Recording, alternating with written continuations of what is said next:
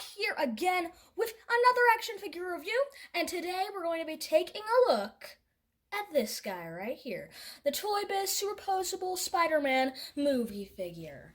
Now, this is a very nice Spider-Man, but we'll get into how awesome he is later. But first, why don't we take a look at the box? So, here is the box here. You see, this is where he would be standing in the box if he were in there right now, but I've already opened him, so he's not. And then you got their official movie merchandise, Poseable Spider-Man, got some images, the company. Then you got a little description of Spider-Man. You can pause that if you want to read that. And you also got the gimmick of the toy down here. And also you got other figures in the wave. You got Norman Osborn, Superposable Green Goblin, J. Jonah Jameson, and Battle Damaged Spider-Man. Okay, I think that's it. Oh, wait, I just noticed something as well. Look, if you really look closely, you can actually see in Spider-Man's lenses the Green Goblin is there. It's a very nice little Easter egg. Okay, anyway, that's the end of the box. Now, let's look at the figure. Hey guys, here we are with the actual figure right here. And this figure is amazing.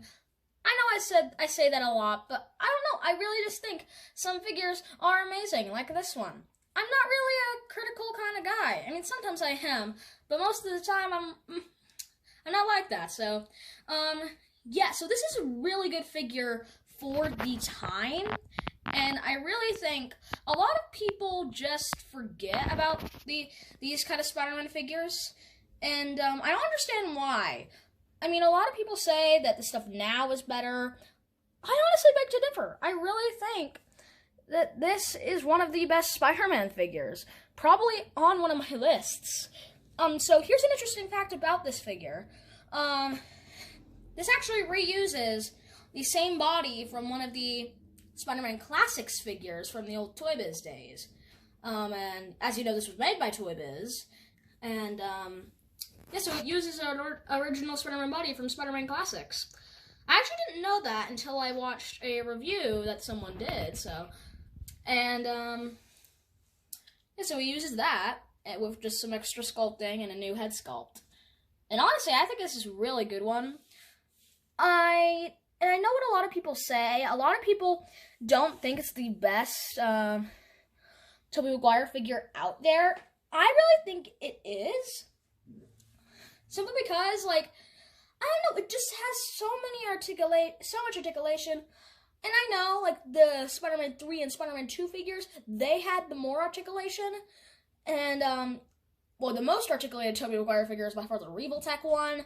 But I don't really like Revoltech. I don't own a Revoltech figure simply because of the reason, too complicated. Too complex joints and all that stuff. So, this guy, he's perfect for me.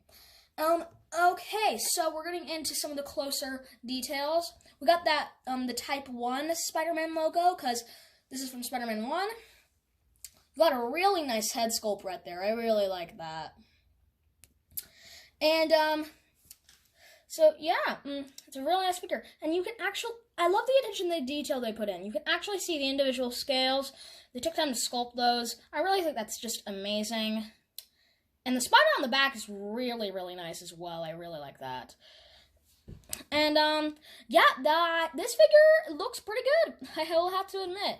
And so, okay, moving on to his articulation. You actually have something very interesting on this figure that you don't see too often anymore. Remember, this was back when Toy Biz was making Marvel figures. So you actually have, movable fingers, which I actually kind of like better. Well, I don't know. On some figures I don't like it, but on this figure I think it fits really well. So you can get his hands in the flip pose. The only thing I wish these like finger joints had was like more of them, like these or this would move. But maybe it's a little bit too much to ask, but I just think that. Same thing for the other side here. And he has and his arm can go up, down, and it can twist. The sad thing is his arm can only go up that far. But I don't really mind that. It's the same thing for the other arm. You got a bicep cut. Right there, really nice bicep cut.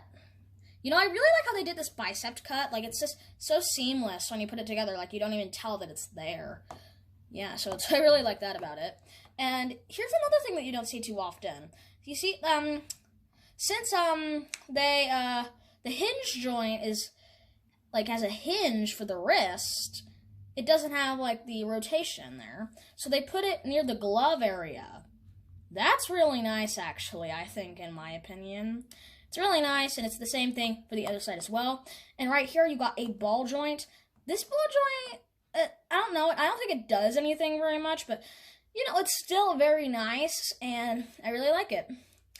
He has that movement right there. It's a little bit crooked, because this is almost a 20-year toy, so, yeah, it's almost 20-year toy, so, yeah, and then you got a toe articulation, which is really nice. Got a hinge right there. You got a, like, boot cut. Is that what it's called? I think it's called a boot cut. Same thing for the other side. You got a double jointed knee right there. Got a twist right there. Go up that far. That's actually a pretty decent amount for what this figure was. Same thing for the other side. And then you've got double jointed elbows right there. Same thing for the other side. And then you got a hinge at the head. It can look up and down. And so yeah. This figure is actually really, really nice. I did expect. This figure was really, it was just really fun to have in my hands. It was a really fun figure. A lot of people say there is better stuff out there these days.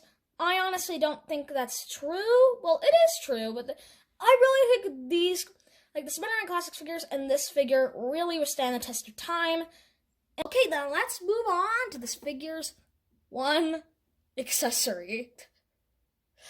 It is this. It's a gargoyle. This is actually used in the movie and a lot in the video game as well.